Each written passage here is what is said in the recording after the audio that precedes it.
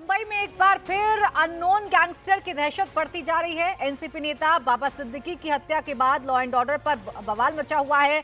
Mumbai crime branch बाबा murder mystery का राजफाश करने के लिए कई राज्यों में एक साथ छापेमारी कर रही है।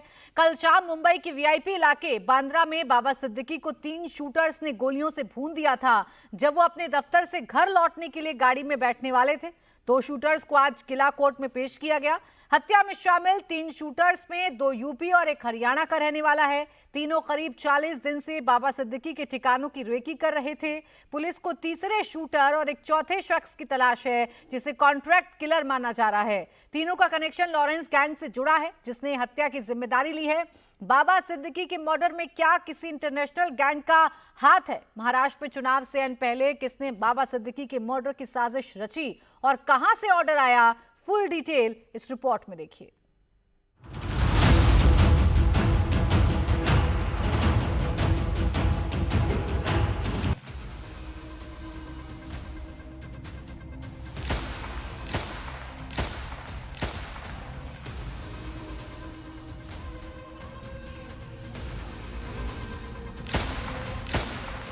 मुंबई एक बार फिर गोलियों की तरतराहट और शूटरों की साजिश से सन्न रह गई। मुंबई के बांद्रा में एनसीपी नेता बाबा सिद्दीकी की सरेशाम गोली मारकर हत्या कर दी गई। बाबा सिद्दीकी रात करीब 9:15 पर अपने बेटे जिशान सिद्दीकी के बांद्रा स्थित खैर नगर के दफ्तर से निकले थे और अपनी कार में बैठने जा रहे थे। तभी कार के पास छुपे 3 शूटरों ने अचानक गोलियों की बौछार कर दी। बांद्रा ईस्ट का ये वो इलाका है जहां पर बाबा सिद्दीकी के बेटे जिशान सिद्दीकी का दफ्तर है। इसी दफ्तर में बाबा सिद्दीकी शनिवार शाम 6:30 बजे के करीब में यहां पर पहुंचे थे और यहां पर अपने समर्थकों से मिल रहे थे, जिशान के समर्थकों से मिल रहे थे। चुनाव नजदीक है, यही वजह है कि दोनों बाप बेटे बांद्रा ईस्ट कॉन्स्टिट्यूंसी के उनके कार्यकर्ताओं से लगातार मीटिंग्स कर रहे थे और इसी दफ्तर में वो मीटिंग चल रही थी। तकरीबन 2 से ढाई घंटे ये मीटिंग चली। उसके बाद सलाह मशविरा करके बाबा सिद्दीकी इस सड़क से निकले। अब ये सड़क आपको इस वक्त खाली दिखाई दे रही होगी, लेकिन ये सड़क काफी व्यस्त रहती है आम दिनों में। बांद्रा ईस्ट का इलाका है और यहाँ दोनों तरफ ठेले रहते हैं, दोनों तरफ गाड़ियां लगी रहती हैं, तो ये इलाका काफी सकरा रहता है। दशहरे का दिन था, शनिवार को दशहरे का दिन था, यही वजह है कि भीड़ बहुत ज्यादा थी यहां पर। और बाबा सिद्दीकी की गाड़ी में आपको दिखाऊं कि महिंद्रा XUV 700 गाड़ी जो है वो उस जगह पे लगी थी जहां इस वक्त पुलिस ने जिस जगह को बैरिकेड किया है, इस जगह पर बाबा सिद्दीकी की गाड़ी लगी हुई थी और यहां पर चलते हुए बाबा सिद्दीकी वहां से यहां पर पहुंचे। लेकिन शूटर्स यहां पर पहले से इंतजार कर रहे थे और बाबा सिद्दीकी जैसे ही गाड़ी में बैठने वाले थे, वो दरवाजा खोला, बैठने की कोशिश कर रहे थे, तभी शूटर्स ने उन पर फायरिंग की। 6 से 7 राउंड जो पुलिस की प्रारंभिक जानकारी, उसमें 6 से 7 राउंड फायरिंग की गई। 2 गोलियां बाबा सिद्दीकी के सीने में लगी, एक पेट में लगी है। देखिए इस वक्त आप वो स्पॉट देख रहे हैं जहां पर बाबा सिद्दीकी की गाड़ी खड़ी थी, जहां पर ये फायरिंग की गई थी। पुलिस ने जो निशान बनाया है उससे आपको समझ में आ जाएगा। 1 2 3 4 गोलियों के निशान है, 5 और 6। 2 आप वो जो टेम्पो खड़ा है उसके नीचे पुलिस को जो खाली शेल्स मिले हैं, जो उसके निशान जो है वो यहां पर बनाए गए हैं। शूटरों ने बाबा सिद्दीकी पर हमला उस वक्त किया जब बांद्रा के खैर नगर में दशहरा का सेलिब्रेशन चल रहा था। चारों तरफ पटाखों का शोर था। बाबा सिद्दीकी की बुलेट प्रूफ कार दफ्तर से करीब 50 मीटर दूर खड़ी थी। बाबा सिद्दीकी ने जैसे ही कार का गेट खोला और गाड़ी में बैठने लगे, शूटरों ने हमला कर दिया। 9.9 mm की पिस्टल से करीब 6 राउंड गोलियां दागी गई, जिनमें 2 गोली बाबा सिद्दीकी के सीने में लगी और आर पार हो गई। 1 गोली उनके पेट में लगी। उनको 2 गोलियां लगी थी जो हमको दिखाई दे रही थी और वो आर पार गई थी और वो छाती पे थी। 9:30 बजे के आसपास बाबा सिद्दीकी को यहाँ ले आए थे, उनकी फैमिली ले आई थी। उस वक्त उनका पल्स रिकॉर्डेबल नहीं था, न BP रिकॉर्डेबल था और न ECG हार्ट के पल्स रेट्स कुछ नहीं थे। ECG निकाले तो वो फ्लैट लाइन था। लेकिन चूँकि हमारी ट्रेनिंग ऐसी रहती है कि कोई भी ऐसा आ जाए तो उसको पहले रिससिटेट करना चाहिए, तो वो हमने कोशिश की और वो इंटेंसिव केयर के डॉक्टर्स थे, कैजुअल्टी के डॉक्टर्स थे, ये लोग ने बहुत प्रयत्न किया और कोशिश की, लेकिन उनका पल्स रेट वापस नहीं आया। हमने उन्हें फिर आईसीयू में शिफ्ट किया और जो भी दवाइयाँ देनी थी, ब्लड प्रेशर ऊपर लाने की, खून को बंद करने की वगैरह, वो सब हमने दे दिए, लेकिन उनका निधन 11:25 को कुछ हो गया। गोलियों की आवाज सुनकर इलाके में भगदड़ मच गई। बाबा सिद्दीकी के जमीन पर गिरते ही शूटर भी भीड़ के बीच भागने लगे। लोगों ने दौड़ाकर 2 शूटरों को दबोच लिया, लेकिन तीसरा शूटर फरार हो गया। शनिवार देर शाम जब बाबा सिद्दीकी पर फायरिंग हुई तो छत्रपाल जी उस वक्त यहीं पे मौजूद थे, जो इलाका जहां पे फायरिंग हुई है। आप यहीं रहते हैं, क्या करते हैं? मैं खेरवाड़ी में रहता हूं, यहां नहीं रहता हूं। और हम लोग गाजे बाजे के साथ अपना दुर्गा माता को विसर्जन के लिए लेके जा रहे थे। इस मंदिर से काफी पीछे थे हम लोग, और मंदिर से जब पीछे थे तो वहां से कुछ लोग भागते हुए आए और उन्होंने कहा कि फायरिंग चल रही है, तो सब लोग तितर बितर होने लगे। फिर सब लोग भागना शुरू कर दिए। मतलब आप उस तरफ से आ रहे हैं? उस तरफ से हम लोग आ रहे थे, फायरिंग यहाँ पे हुई थी, लोग यहाँ से भागना, फायरिंग इस तरफ से? जी, फायरिंग इस तरफ हुई और इस तरफ फिर लोग भागना शुरू किया, तो हम लोग भी वहाँ से अपने अपने घरों को चले गए। कहाँ रहते हैं आप? हम यहीं खेरवाड़ी में रहते हैं। और दुर्गा माता कहाँ से लेके आ रहे थे विसर्जन? ये इसी तरफ से, हमारे यहाँ पीछे 1 नंबर के रोड से, यहाँ से आते हुए कितनी दूर है स्पॉट से वो जगह? स्पोर्ट से बस यहीं पहुंची थी, सामने यहाँ पे इस जगह पे पहुंचे थे?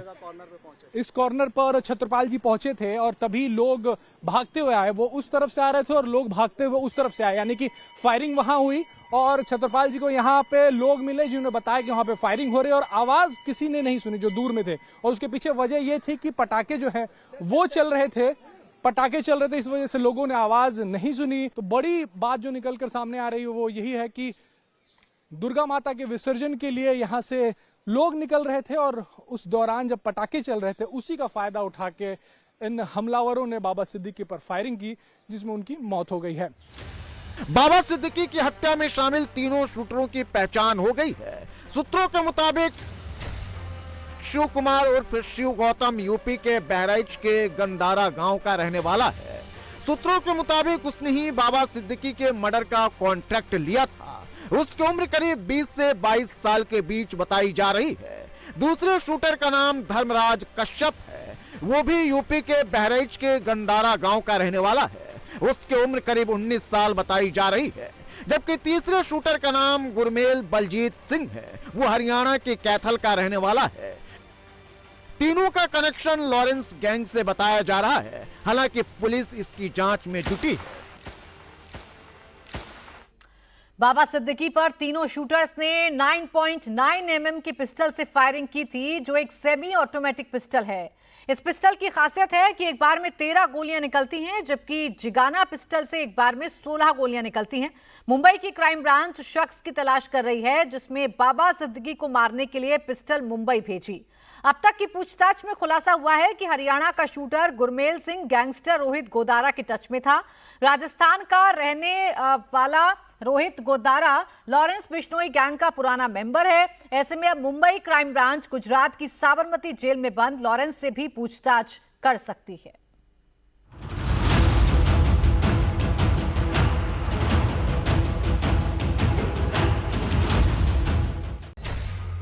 क्या बाबा सिद्दीकी को गैंगस्टर ने मरवाया?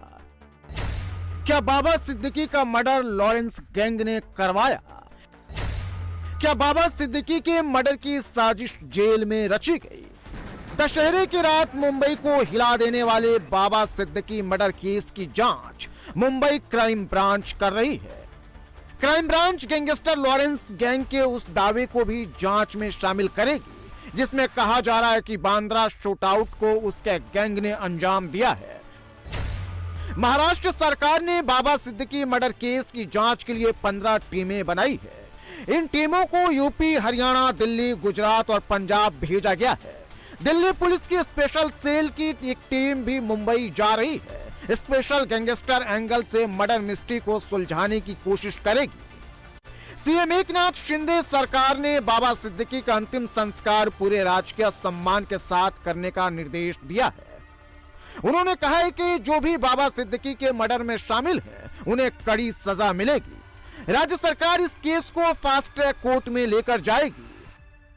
एक्स मिनिस्टर बाबा सिद्दीकी, इन पर जानलेवा हमला हुआ था, दुर्भाग्य से उनमें उनकी मृत्यु हुई है, ऐसी खबर है। और ये बहुत ही दुर्भाग्यपूर्ण घटना है, दुखद घटना है। और इसमें 2 आरोपी अरेस्ट है, ऐसा पुलिस कमिश्नर भंसालकर जी ने मुझे कहा है, और एक आरोपी फरार है। ये दोनों, एक हरियाणा और उत्तर प्रदेश का है। तीसरा आरोपी की जो फरार है उसको पकड़ने के लिए पूरी पुलिस की टीम, क्राइम ब्रांच काम कर रही है और उसको जल्दी पकड़ा जाएगा। और ये तीनों के ऊपर कड़ी कार्रवाई हो जाएगी।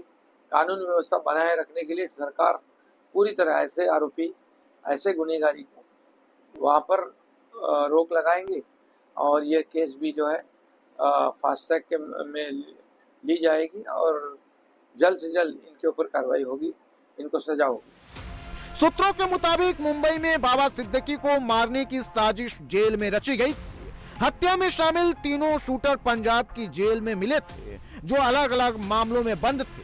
तीनों की मुलाकात एक चौथे शख्स ने कराई थी, जो वारदात के वक्त मौके पर मौजूद नहीं था, लेकिन वो मुंबई में ही था।